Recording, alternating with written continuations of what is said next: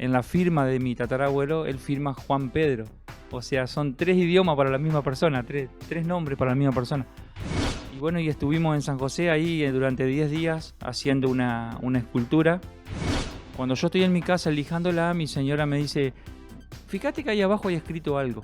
Miro y había una cruz esvástica.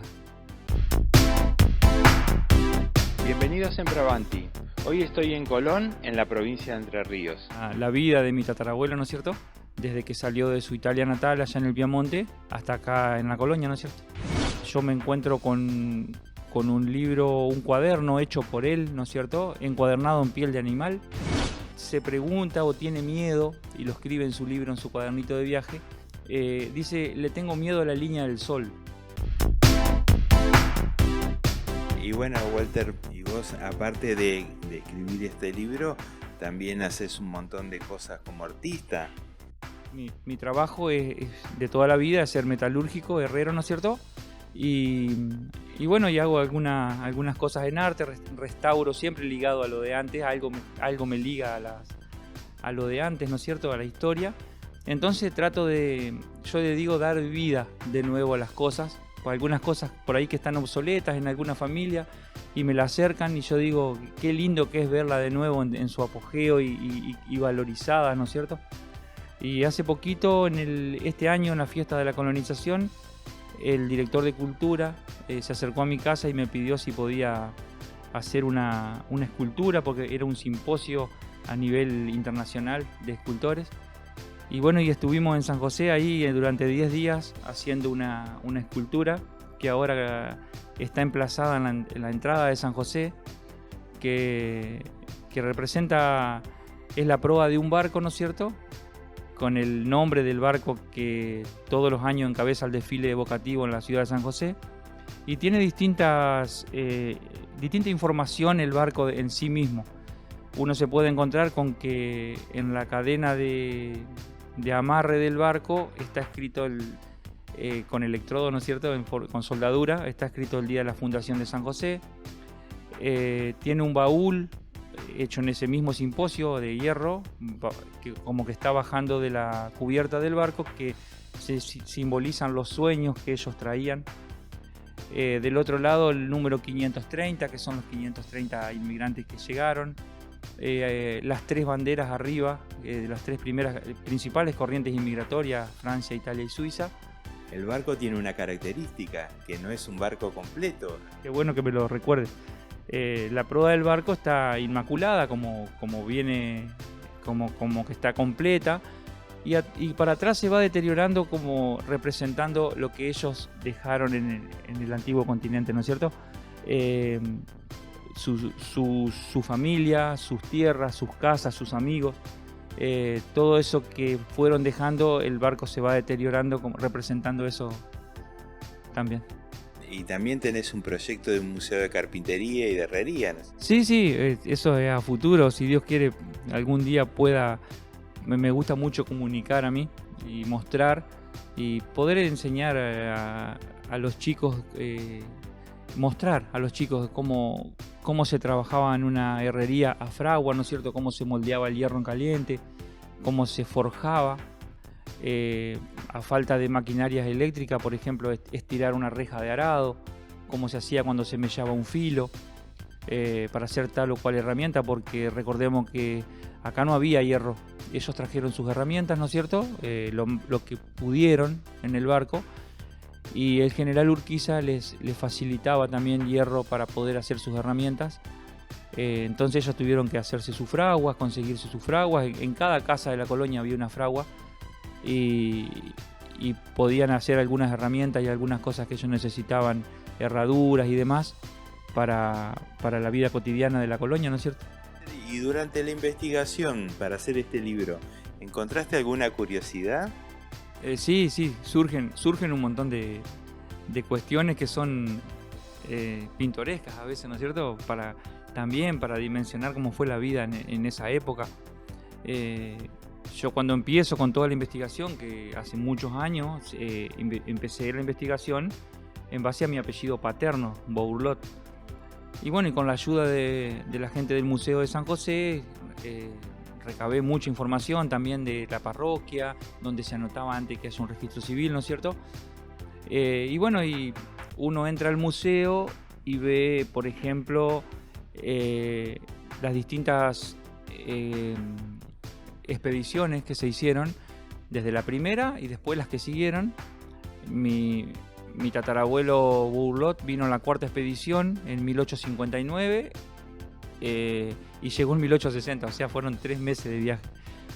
Y ahí figura el nombre de él, Giovanni Pietro, en italiano. Pero cuando nos adentramos en el museo y llegamos a la concesión de tierras, donde hay una gigantografía que dice qué parcela le tocó a tal o cual colono, la parcela que le tocó a mi tatarabuelo ya no era Giovanni Pietro, sino que era Jean-Pierre, porque quien anotó la parcela era francés, o sea, que era Alejo Peiret, el organizador de la colonia, el agrimensor y el organizador de la colonia. Entonces, ahí ya tenemos dos nombres para la misma persona, y en la firma de mi tatarabuelo, él firma Juan Pedro. O sea, son 3 idiomas para la misma persona, tres nombres para la misma persona. Así que es muy curioso, son cosas que vos vas diciendo, cómo sería la vida en la colonia ante tantos cambios, tantas razas que se juntaron, tantas etnias, ¿no es cierto?, que tuvieron que convivir. Más allá de que Alejo Peiret los organizó de tal manera para que estén por idioma o por religión, ha de haber sido complicado, ¿no es cierto?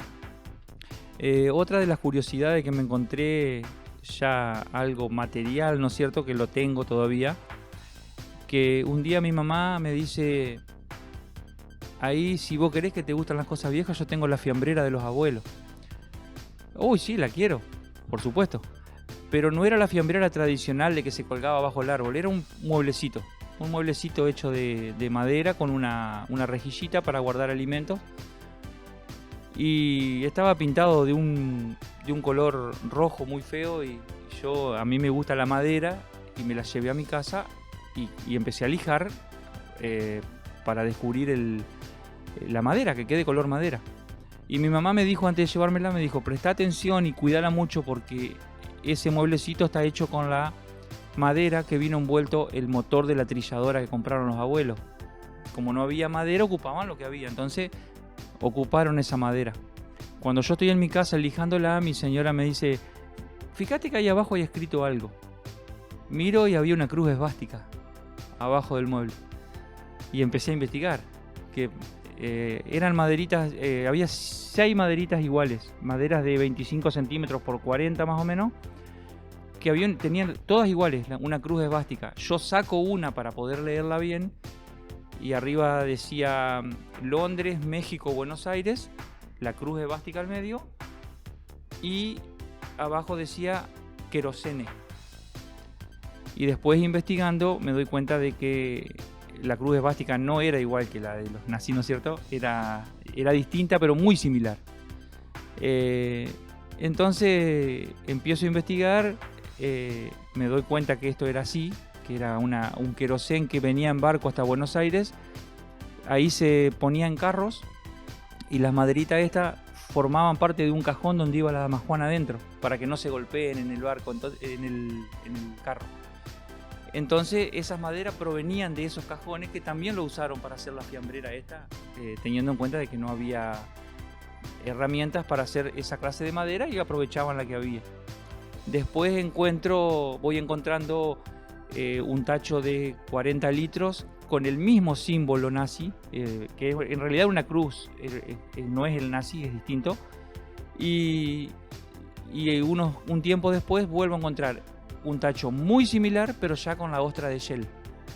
O sea que era esa marca Energina, que era de querosén, era la premarca de Shell, ¿no es cierto?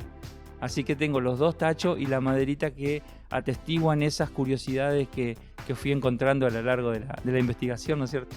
¿Cuántas cosas extrañas? A mí una vez una persona me dijo, qué lindo cuando las cosas tienen una historia para contar. Entonces yo pienso que ese solo mueblecito que nadie le hubiera dado importancia, tiene tantas cosas para contar, y tantas cosas que ha de haber por ahí todavía que nos cuentan historias lindas, ¿no es cierto? Lindas y no tanto, pero pero que nos cuentan la historia de lo que es un pueblo, de cómo se inicia, y poder ir hilvanando. Y yo siempre hablo de que me considero historiador y coleccionista, y para un historiador creo que no hay cosa más linda que cerrar un círculo, ¿no es cierto? A mí me pasó otra curiosidad de cerrar un círculo, por ejemplo, cuando yo encuentro el pasaporte del primer burló que vino de Italia, que era este que te digo yo, que está en la entrada del museo. Él vino en 1860 y el pasaporte era de 1892. Y siempre estuve con la incógnita de esos años de diferencia que había. Yo estaba seguro que era la misma persona. Y después fui a la casa de Celia Berna a ver si ella me podía ayudar con por qué tenía esa diferencia de años. Y me dice, mirá qué linda noticia me das, me dice. Este es un italiano que volvió a Italia en 1892. Y hay poco registro de italianos que hayan vuelto. Generalmente volvían los franceses. Y así que era un italiano, un piemontés que había vuelto a su tierra. Seguramente, según cuenta ella, a visitar parientes, a ver cómo estaban sus posesiones, o a traer algo de dinero que dejaron allá. Y fue eso, cerrar un círculo después de tantos años. Esa interrogación que tenía se vio salida a la luz, ¿no es cierto? Gracias a Celia, ¿no es cierto? Y bueno, Walter, para hacer este libro te apoyaste mucha gente. ¿Querés agradecer a alguien en particular? Sí, en realidad hay muchos agradecimientos, hay muchas fuentes de información donde yo fui a consultar y me abrieron las puertas. Hay fuentes, por ejemplo, el cementerio de San José, el cementerio de Villa Elisa, en su momento la parroquia de San José, cuando el archivo estaba todavía ahí, hace muchos años, el museo de San José, algunos datos que me fueron brindando personas que han convivido con Massimino, el ejemplo de María Rosa Gui, que es una señora, una abuelita muy linda que me recibió en su casa y me contó un montón de anécdotas.